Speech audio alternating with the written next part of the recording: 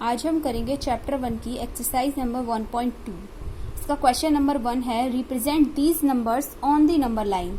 आपको ये कुछ नंबर दे रखी हैं जैसे कि 7/4 एंड -5/6। इनको आपको नंबर लाइन पर रिप्रेजेंट करना है। ये आपके पास एक लाइन है, इसके सेंटर में होता है 0, इसके राइट साइड में होती है सारी पॉजिटिव नंबर्स और लेफ्ट साइड में होती है नेगेटिव नंबर्स, -1 -2 इस तरीके से। अब अगर हम देखें कि हमारा 7/4 ये हमारा एक प्रॉपर फ्रैक्शन है या नहीं है, ये हमारा प्रॉपर नहीं है, इसलिए अब हमें इसे क्या करना होगा, मिक्स्ड फ्रैक्शन में कन्वर्ट करना होगा। मिक्स्ड फ्रैक्शन में जब आप इसे कन्वर्ट करेंगे तो ये हो जाएगा 1 and 3/4। 4 कैसे कन्वर्ट किया, 7 में 4 का डिवाइड दिया 1 टाइम, जो रिमाइंडर हुआ वो हमारा न्यूमरेटर आ गया, तो ये नंबर हो गई 1 and 3/4। इस वाली नंबर को देखें तो ये वाली नंबर हमारी ऑलरेडी प्रॉपर फ्रैक्शन में है, तो इसको हमें कुछ कन्वर्ट करने की जरूरत नहीं है। अब ये वाली अगर नंबर को हम देखें, ये पॉजिटिव नंबर है तो ये हमारे 0 के पॉजिटिव साइड में आएगी नंबर लाइन के, तो ये इसका ये वाला जो नंबर है इसको बोलते हैं होल पार्ट। ये हमारा फ्रैक्शन पार्ट है, तो होल पार्ट का जो नंबर है 1, ये हमारी नंबर आएगी 1 और इसके जस्ट नेक्स्ट जो नंबर आती है यानी कि 1 and 2 के बीच में।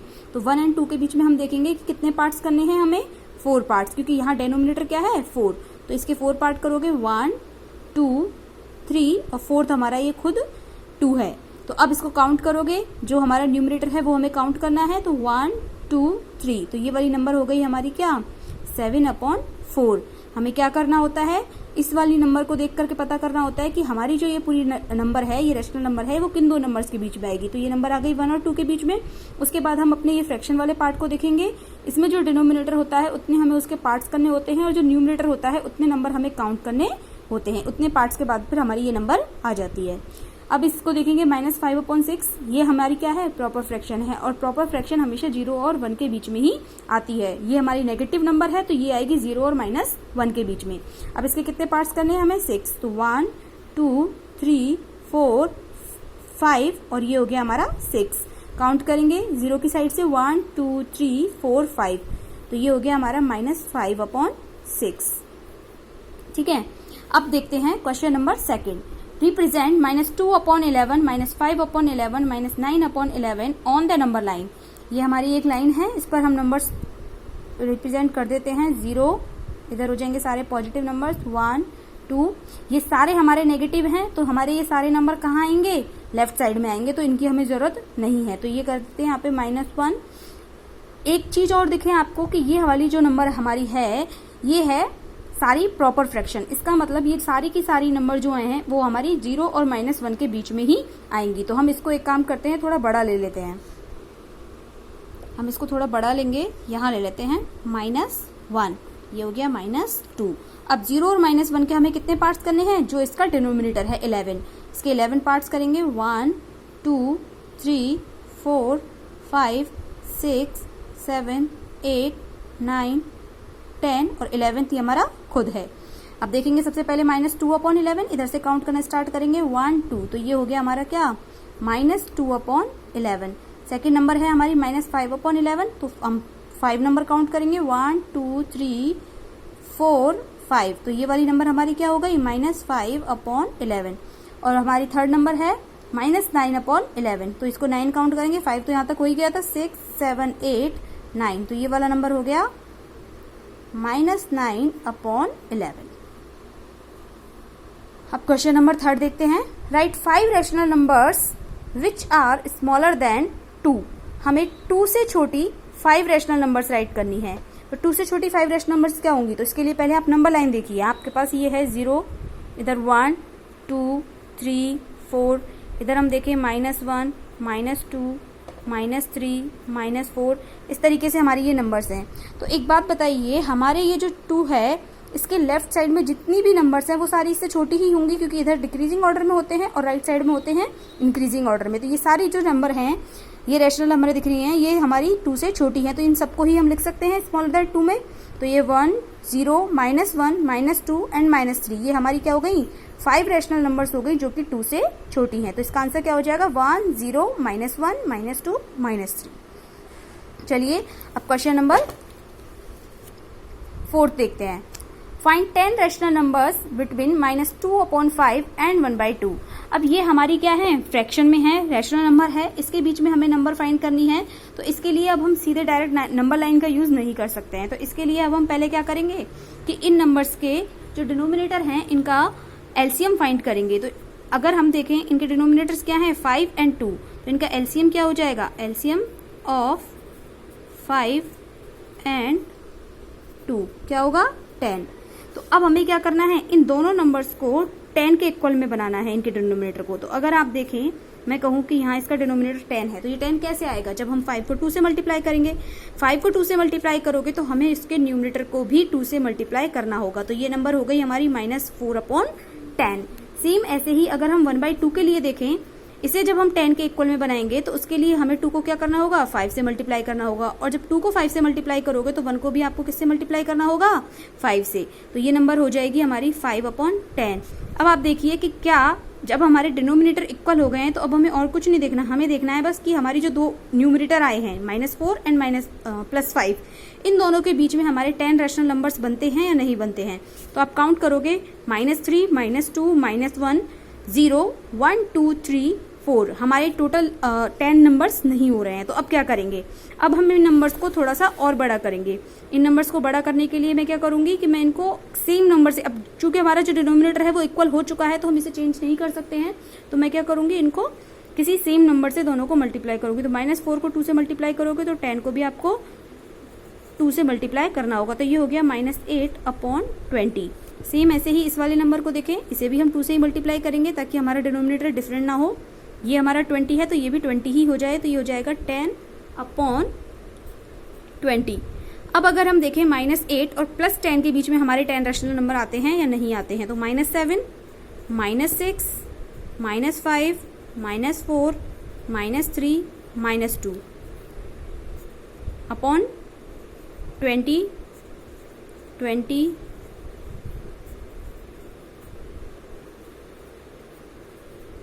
कितने हो गए, 1, 2, 3, 4, 5, 6। और देखें -1/20,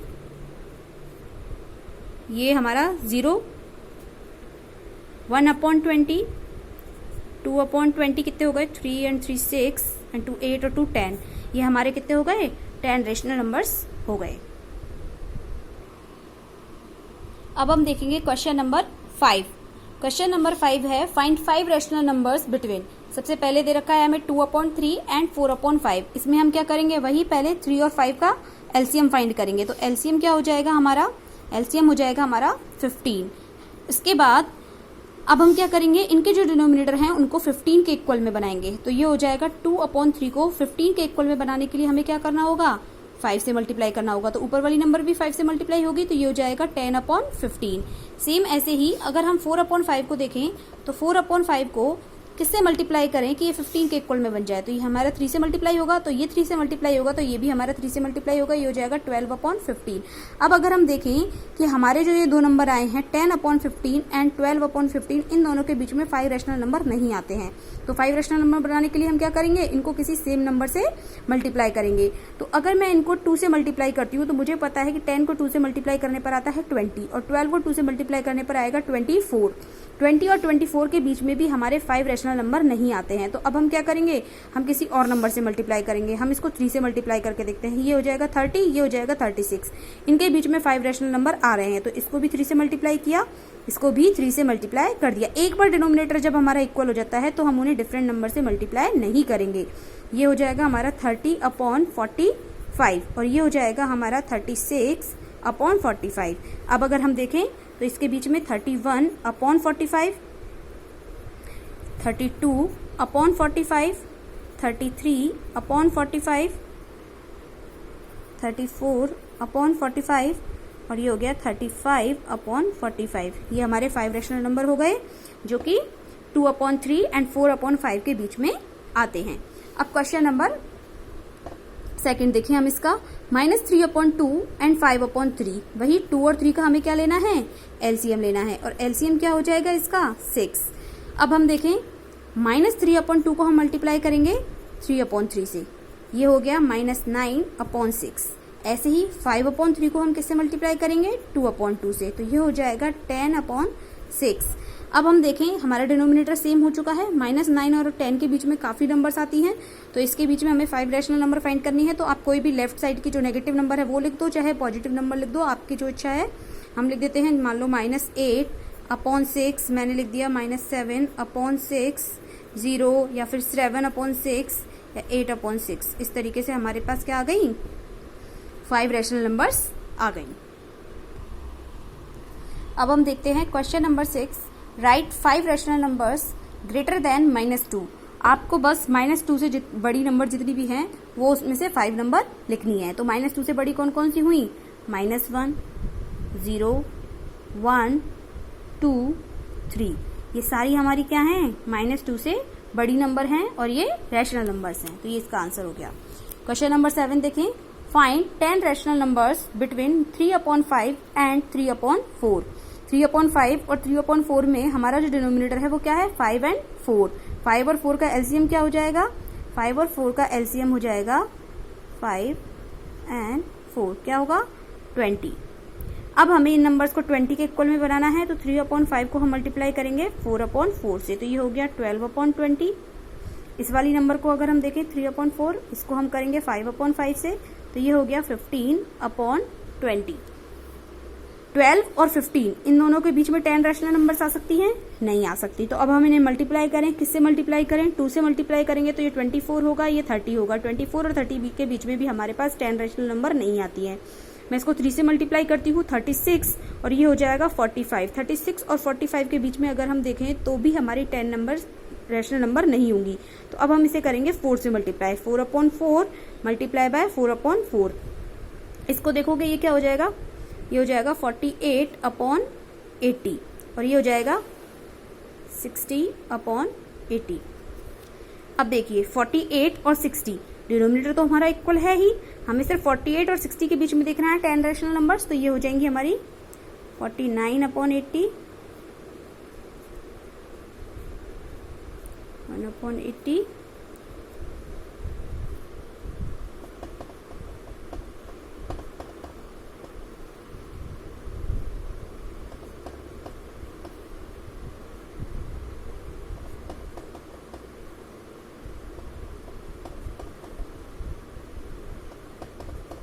80। ये सारी रैशनल नंबर्स हमारी क्या हुई, 3/5 एंड 3/4 के बीच हमारी ये 10 रैशनल नंबर्स हो गई।